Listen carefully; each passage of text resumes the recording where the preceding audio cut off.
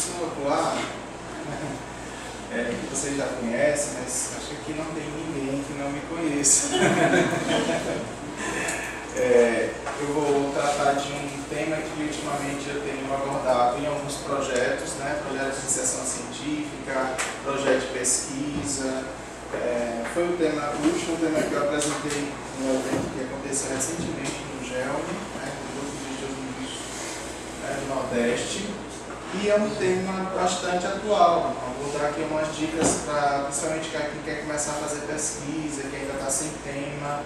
É uma área muito fértil para você pensar numa pesquisa. Então, o tema de hoje é estudos sobre memes e produção de sentidos.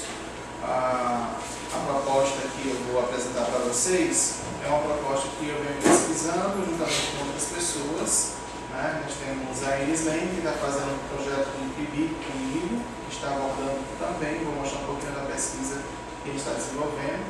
Nós temos uma proposta de PIBIC já 2017, 2018 com a Leila, que está lá no final.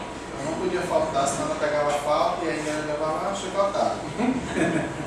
E tem outras pessoas que eu sei que estão interessadas em fazer pesquisas com memes e aí eu vou falar um pouco sobre o que é possível fazer. Mas, antes de mais nada, eu trouxe aqui para a gente já começar aquecendo, né? O que é, o que não é meme.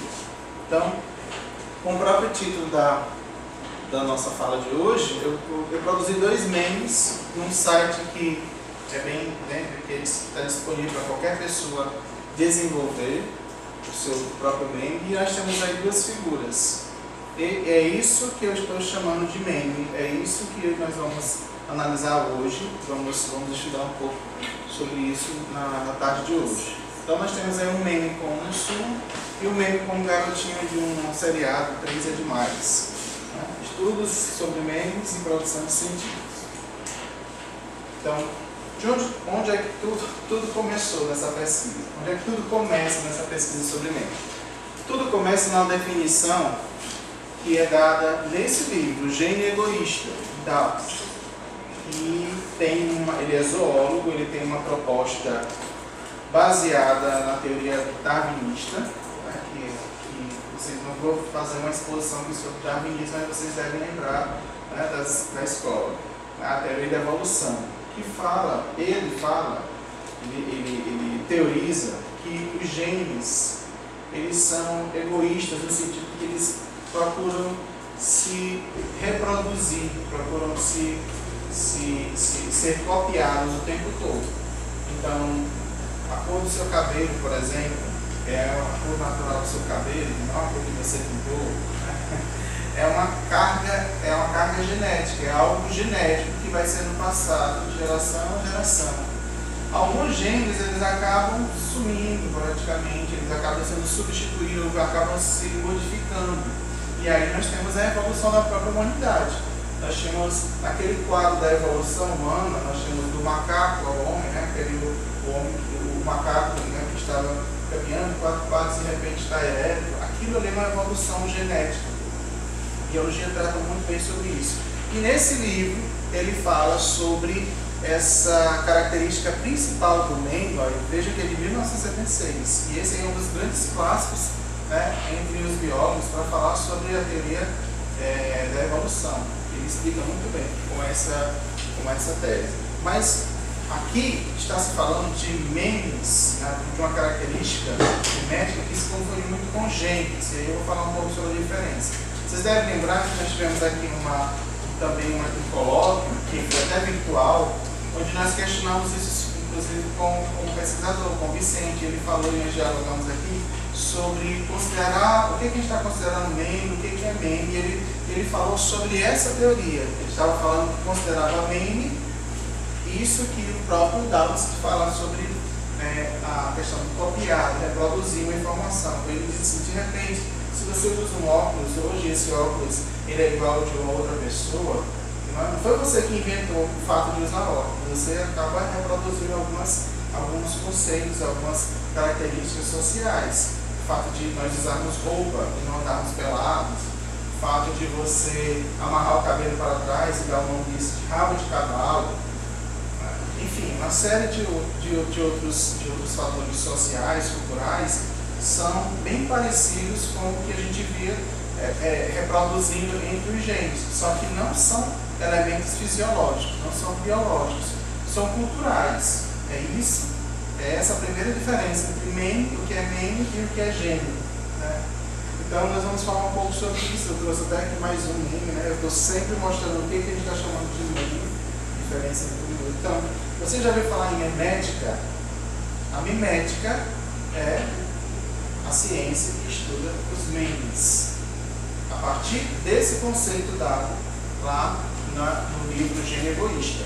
Então, de onde é que vem esse termo? O que é mimética? E por que nós, a partir da mimética, podemos estudar os memes? Se você for buscar no dicionário, a palavra meme, em alguns deles, já está dicionarizada. E olha o que nós temos aqui, por exemplo, em um dicionário de língua portuguesa. Meme. Em inglês também, né? Meme. Redução do grego de mimesis, né? que é a mimética, a ciência, né? Que é uma expressão que se utiliza para representar as imitações, as cópias. Quando uma imagem, uma informação ou ideia que se espalha rapidamente através da internet, correspondendo geralmente à reutilização ou à alteração. Veja que o primeiro conceito do dicionário é o conceito que nós estamos considerando, né, em relação ao ambiente virtual. O segundo conceito, esse sim é biológico, ó. Ideia ou comportamento que passa de uma geração para outra, geralmente por imitação. Aliás, ele nem colocou aqui ainda o relacionado ao gene, porque o gene, como eu disse, é o biológico.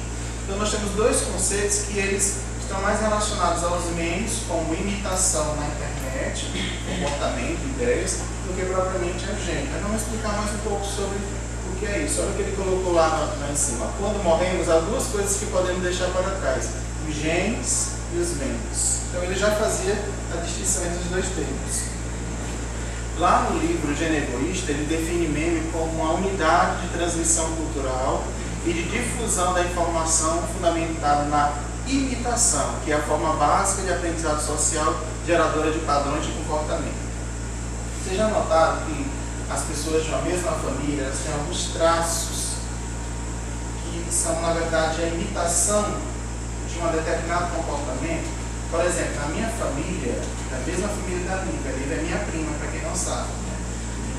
Na minha família, não na família, no núcleo familiar da Lívia, eu não sei porque eu teria que analisar mais próximo, mas na minha família nós temos um traço que é comum. Alguns mais exagerados do que outros, acho que a Lívia vai reconhecer. Por exemplo, se alguém na minha família se sente, não concorda muito com a ideia, com alguma coisa que foi dita, nós temos um ato de puxar esse canto aqui da boca assim. Todo mundo, quem conhece a minha família sabe que todo mundo lá começa assim, né? Aí faz um nem assim. Tem uma irmã que ela faz um nem bem exagerado, não é? Aí ela faz a franquia o nem dela lá em cima. Então, isso por imitação. Então, se você, digamos, se você vê uma criança que é adotada, ela não vai trazer, ela vai trazer os genes da família biológica dela, mas ela vai carregar os memes da família com quem ela convive. Vocês estão entendendo agora o que é meme e o que é gene? Nesse processo de imitação, não de aspectos biológicos, mas comportamentos, ideias, informações que a gente imita. Então, por exemplo, é o jeito de andar. Então, se a pessoa, digamos, a criança é adotada, ela começa a reproduzir até a forma de andar do pai, o traço, como eu fiz aqui com o rosto, né? O jeito de algumas expressões que são típicas daquela família, às vezes até o tom de voz é igual. Você liga para a casa daquela pessoa, você não sabe com quem você está falando, porque algumas pessoas, ou quase todas da família, têm o mesmo tom de voz. Se são do mesmo sexo, principalmente se são do mesmo sexo, elas falam quase que da mesma forma, e você confunde. Isso é um processo de imitação. Conhecimento adquirido por réplica, tudo aquilo observado e imitado é considerado meme, como os hábitos, os valores, os padrões estéticos e qualquer produto cultural difundido. Uma vez copiado, o meme ajuda na implantação de crenças e valores, ganhando mais força a cada novo hospedeiro e garantindo sua autenticidade por meio da familiaridade. Isso aqui ainda é relacionado àquela teoria lá do Gênio Egoísta, porque para ele nós somos simplesmente hospedeiros. Nós somos uma máquina de reprodução de genes e, por consequência, de memes. Então, na concepção biológica, é como se os genes eles tivessem uma espécie de vida própria. Eles ficam lutando para se reproduzir. Então, a cor do olho, a cor do cabelo, um determinado biotipo, aquilo vai sendo reproduzido e aí pela lei da sobrevivência, pela evolução das espécies, determinadas características vão se perdendo. Por exemplo, o formato do nosso crânio que foi mudando, né? Vocês já devem ter ouvido falar, devem ter lido alguma coisa sobre, por exemplo, o porquê do pescoço das girafas, né? Uma questão também da evolução. Então, algumas características entre os animais, elas vão se perpetuando, elas vão se reproduzindo e outras vão se perdendo por conta dessa variação, que é a primeira característica, a variação, né? A sustentação dessa variação e a perpetuação dela. Então, vou exemplificar mais uma vez agora com a minha família. Quem não conhece, esses são meus pais. Minha mãe e meu pai. Vocês me acham parecido com qual dos dois? Com meu pai, com minha mãe, com os dois, mais com minha mãe. Os dois juntos assim talvez fique difícil de notar. Mas assim, quando você conhece uma pessoa e conhece a família, não tem mania de dizer, olha, parece mais com teu pai, parece mais com tua mãe. Olha, a Helene a cara de uma, a cara do outro. Então, essas características são genes ou são memes? Depende, pessoal, do que o senhor está falando. Se for o jeito de falar, o jeito de caminhar, é meme. Se for o rosto, se for o cabelo, aí é genes. Aí vai facilitar mais ainda, ó. Esse é eu e meu pai, um do lado do outro. Tem alguma coisa parecida? Tem algum gene aí parecido? Logo eu vou estar com os cabelos do meu pai. Branquinho, né? Mas já está bem. Esse olho claro dele é porque é o charme dele. Quando ele fecha o olho, ele está com o olho azul. Ele é cego de um olho. Tá bom? Ele tem um olho azul que é cego no olho. Aí ele conquistou a mãe assim, ó, com o olho cego dele aberto, sabe? Eita, morenão do olho azul. Aí quando ele abriu o olho, aí descobriu o segredo, né? Tá, agora olha só. Essa é minha mãe.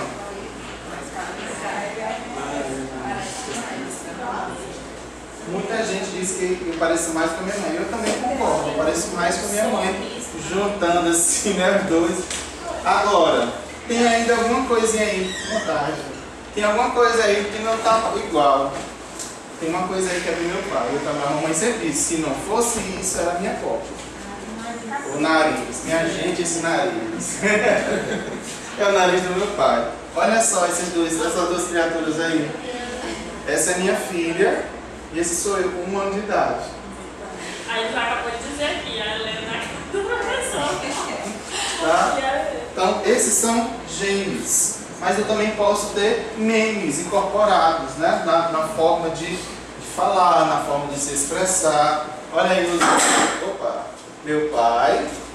Agora, isso aqui eu fiz uma montagem como um meme. Por quê? Porque é realmente uma imitação. A gente imitou a pose. Essa primeira foto foi tirada em 1980. É o meu pai e eu, né? Nessa pose aí na sala da nossa casa. Essa pose aqui já foi na Copa de 2014, a minha filha, na mesma idade que eu, na mesma pose. Então nós temos aí, eu estou falando aqui de genes e de memes ao mesmo tempo, tá? E aqui é um meme. Tá?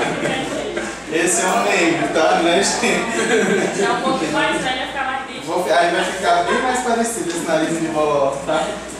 Então, no ambiente virtual, por sua vez, os memes são entendidos como ideias, brincadeiras, jogos, piadas ou comportamentos que se espalham através de sua replicação de forma viral. E é sobre isso que nós vamos falar. Nossa ideia aqui não é tratar sobre meme no sentido biológico da coisa, né, de comportamento, mas falar de informação, principalmente. Sobre essa replicação de forma viral, que é uma das principais características com as quais a gente reconhece o meme. Então, assim, alguns pesquisadores eles não gostam de chamar o que a gente vai chamar hoje de meme. Para eles, meme é tudo isso, é a forma como eu seguro o óculos, digamos, se eu vi alguém colocando o óculos assim, então eu estou reproduzindo uma forma como alguém achou melhor, né, de pôr o óculos, ou se eu tiro o óculos só, que até se eu fizer isso na frente de alguém que entende, vai me matar, porque não é para tirar o óculos assim, eu só tiro o óculos assim. Então, determinados comportamentos, o fato de as mulheres usarem batom, alguém um dia fez, né, usou essa forma de maquiagem e as outras começaram a reproduzir, mas não é sobre isso que a gente vai tratar. Nós vamos tratar sobre aqueles gêneros, textos, que a gente comumente conhece como meme. E é sobre isso que esses autores dizem o seguinte: a utilização da maior quantidade de símbolos no menor espaço possível na comunicação online resulta na necessidade de recursos visuais e simbólicos para sintetizar pensamentos, sentimentos e ideias. E por isso a internet propicia um ambiente adequado para a disseminação dos memes. Olha, hoje nós nos comunicamos muito mais com símbolos, com imagens, né, do que com o próprio texto.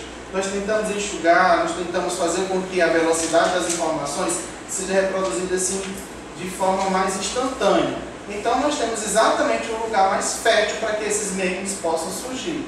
E por isso nós também temos muita coisa para estudar. Quem assim achava que texto já estava com a sua definição pronta, agora está com um grande desafio pela frente. Definir texto numa época em que nós temos mais linguagens envolvidas na construção dos sentidos do texto. Nós não temos mais apenas o texto verbal, como no início a linguística textual considerava e apenas estudava os aspectos verbais. Nós vimos passar por aqui, nesses colóquios, vários outros pesquisadores falando da importância de se trabalhar também com os elementos não verbais e com a junção disso tudo, nessa semiose, né, de vários aspectos que são considerados no momento tanto da produção quanto da compreensão dos textos. A primeira pergunta que eu faço nessa investigação, nas várias investigações possíveis, é: com que objetivos os memes, esses aqui, se propagam? A gente já tem algumas suspeitas, até por conta de pesquisas que já foram realizadas. Elas se propagam com muita velocidade por conta do humor que está instaurado na maioria delas, mesmo quando é para fazer uma crítica, mesmo quando é uma sátira sobre alguma situação política, por exemplo, nós temos um viés de humor que faz com que esses memes sobrevivam, que eles se reproduzam. Nós temos também a informação, que é a base do meme. Vocês já viram pela síntese teórica lá, que eu não posso apresentar para vocês todo o livro Gênio Egoísta, mas deixo à disposição depois na plataforma para vocês lerem.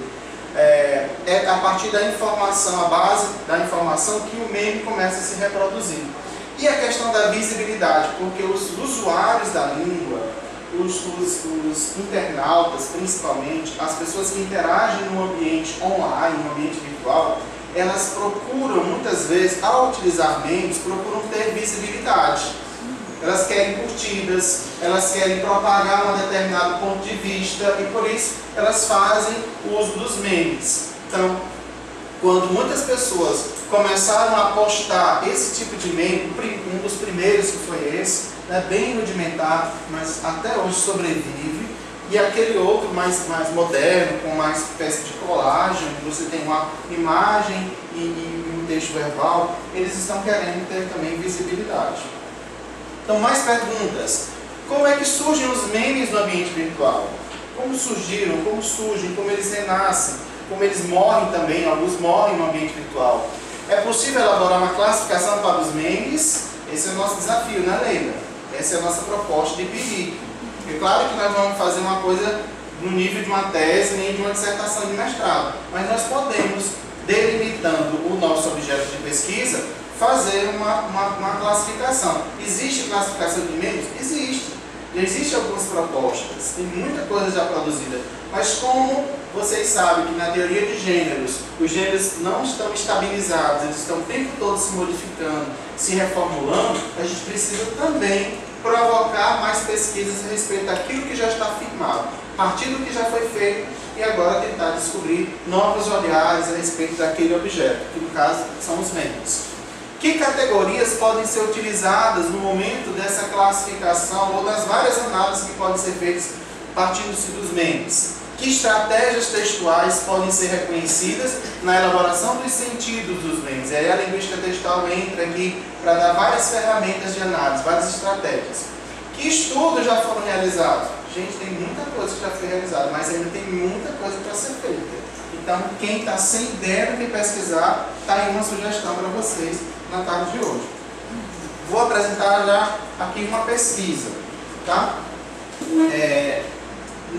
Recuero diz em 2007 que, ao realizar uma observação sistemática de um conjunto de 70 weblogs, ela explorou os impactos dos memes nas redes sociais e ela encontrou essa classificação, que é baseada em 3 características que foram apresentadas já no livro que eu apresentei agora, o Gênio Egoísta, e para ele 3 características fundamentais dos genes é a sua fidelidade, a sua fecundidade e a longevidade. Aí aqui ele explica o que é para esse autor cada uma dessas características.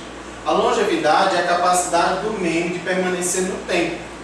Sabe aqueles memes que ficam por muito tempo na internet ou em outras plataformas virtuais? A característica que está em destaque aí é a longevidade. A fecundidade é a sua capacidade de gerar cópias, de se reproduzir. Alguns genes têm maior capacidade do que outros. E a fidelidade, que é a capacidade de gerar cópias com maior semelhança ao meme original. Por exemplo, vou dar um exemplo. Quando você apenas reproduz um meme, compartilha com alguém, como eu estou me sentindo hoje, a gente só reproduz um determinado meme. Aquilo ali é o exemplo de fidelidade. Então, a partir dessas pesquisas, e como o objetivo dela era explorar 70 weblogs para observar também os impactos que os memes, né, produzem nas relações sociais dos participantes, ela criou mais uma categoria, o alcance. Qual o alcance que esses memes têm dentro desses weblogs, dentro das redes, das várias redes? Aí ela criou uma 4ª categoria e descobriu alguns tipos de memes relacionados a essas categorias. Por exemplo, em relação à fidelidade, ela descobriu que aqueles que são mais fiéis, né, a capacidade de gerar cópias com maior semelhança, que é o curtir e compartilhar. A gente curte um meme e apenas compartilha, às vezes sem modificar nada. Esse que tem uma alta fidelidade, ela chama de replicadores, são os memes replicadores. Vocês conseguiram compreender? Os replicadores são quando você simplesmente copia e cola um determinado meme, não altera nada dele. Como eu fiz, falando sobre isso, é um meme que já é conhecido, né? Ele tem uma longevidade, porque ele já está há bastante tempo e a gente pode fazer renascer o tempo todo. Os metamórficos, que são aqueles que têm uma baixa fidelidade, ou seja, eles foram modificados e surgiram na internet, mas eles de repente se modificaram, e eu posso fazer isso principalmente porque nós temos outros sites geradores de memes. Eu tenho um meme que é original e de repente eu modifico com a minha intenção. Por exemplo, eu fiz um meme agora um pouco metamórfico, que foi aquela, peguei a fotografia de um personagem no filme e coloquei uma base fixa que é aquela. Sim, ele existe, porque esse meme ele já foi publicado na rede, na internet, mas eu modifiquei. Tem uma coisa de fidelidade aí, mas não é tão fiel, porque eu modifiquei. E os miméticos, que eles são fixos, no sentido, ele está entre o replicador e o metamórfico. Ele tem a base do meme, mas também tem uma modificação aí. Então ele é o meio termo. Se tivesse uma escala, ele era o 5, entre o 0, o 5 e o 10. Tá? A outra característica é a fecundidade. Ela observou, analisando memes, que alguns memes, eles quando surgiam, eles se propagavam por diversas redes, até várias redes, né, virtuais, como por exemplo, um exemplo que não foi o que ela mostrou, mas o que eu lembro agora, foi aquele site diferente. Você lembra daquele perfil Diferentona? Diferentona, ele diz assim, eu não gosto de açaí. Ou, não, eu não gosto de... Digamos, uma coisa que muita gente gosta, por exemplo, eu não gosto de... Só sou eu que não gosto, sim, diferentona, a conservadora do não sei o quê, né, dos atos cristãos, não sei, aí vai colocando um monte de coisa rebatendo, que Na verdade, aquilo ali reproduz uma cena, que acho que você já vivenciou assim. Ah, não gosto, eu só quero parecer mesmo o fulano de tal, quer ser diferente de todo mundo. Então, nesse nosso comportamento, criou-se um meme na internet. E foi uma postagem, para quem não sabe, tem uma pesquisa, eu até não vou recordar agora o nome do autor, mas tem uma pesquisa que localizou exatamente qual foi o primeiro meme da diferentona. Aí de repente alguém criou um perfil no Twitter, diferentona, que depois se reproduziu no Facebook, no Instagram. Vejam só, um outro exemplo. Começou uma novela. Primeira coisa que aparece, vários perfis fakes para gerar memes. Então surgiu uma novela, A Força do Querer. Eu nem estou acompanhando agora para não lembrar, mas deixa eu lembrar uma mais antiga. Porque, digamos, uma das mais famosas que virou meme foi a Nazaré Tedesco. Então, a novela reprisando, e aí alguém lembrou que podia criar um meme, aí virou Nazaré, por exemplo, Nazaré Orientadora, que é o que eu mais gosto, que é porque tem a ver com a gente, né? A Nazaré Orientadora, Nazaré Sincera. Lembra da Gina Sincera, Gina Delicada? Então, são perfis fakes que replicam memes, é muito interessante esse processo. E nós temos os fecundos, que são aqueles que eles não estão em várias redes, eles permanecem numa determinada plataforma, mas eles conseguem aí ter essa reprodução de memes. É diferente dos epidêmicos. A longevidade, quer dizer, aquele tempo que ele permanece, né, numa determinada plataforma. Então nós temos aqueles que são persistentes, são aqueles que passam mais tempo nessas redes, nesses weblogs, e aqueles voláteis, que eles surgem e de repente somem. Por exemplo, um que sumiu, 9 verdades e uma mentira. Ele é bem recente, mas vocês já viram alguém postando de novo aquilo ali? Não. É coisa de 2 semanas, 3 meses, some. Olha como ele teve uma vida, né, bem curta, não mesmo que tem uma vida curta. Mas de repente alguém pode ressuscitar. Eu falei hoje, alguém pode fazer um meme e alguém achar engraçado de novo e começar a postar novamente. Então, dependendo do comportamento que os internautas têm com esses memes, você pode classificá-los como persistentes e voláteis.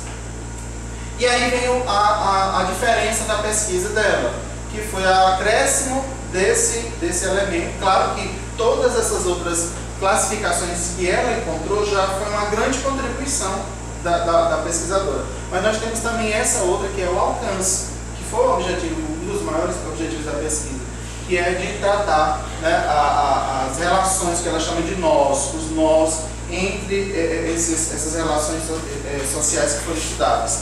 Então tem alguns memes que eles circulam de maneira que estabelece uma relação entre, por exemplo, internautas que estão bem distantes um do outro, relação física mesmo, proximidade e distância. Nós temos memes que são globais, como é o caso daquele primeiro que eu mostrei, ó. Esse aqui, por exemplo, ele não é um meme brasileiro. Ele se comporta, você pode ver em espanhol, por exemplo, você pode ver em inglês, pessoas utilizando essa mesma imagem e fazendo interações com o meme em várias plataformas. Um fenômeno também muito comum é um meme que surge numa língua estrangeira e depois é traduzido para a sua própria língua. Esse fenômeno, se vocês pesquisarem, vocês vão encontrar um meme que você pensa que surgiu aqui, mas na verdade é um meme que surgiu fora e foi apenas traduzido. Aí depende, se essa cultura ela tiver alguma relação global, né, de identificação entre os internautas, ele permanece. Se não for, ele não tem graça. Se você fizer uma pesquisa sobre memes de outros países, vocês vão notar também que alguns memes não têm graça para a gente, por isso eles não têm como sobreviver aqui, porque faz parte da cultura, né, local. Várias instituições tentam consolidar suas marcas na mente dos consumidores. Aqui é uma outra pesquisa, agora eu vou falar um pouco do projeto PIBIC sobre memes institucionais. Várias instituições tentam consolidar suas marcas na mente dos consumidores e gastam muito com publicidade. Nesse caso, os memes podem imprimir um resultado positivo ou negativo com a viralização. Por exemplo, aqui é a marca Friboi. Então, uma determinada instituição ela pode criar um perfil no Instagram,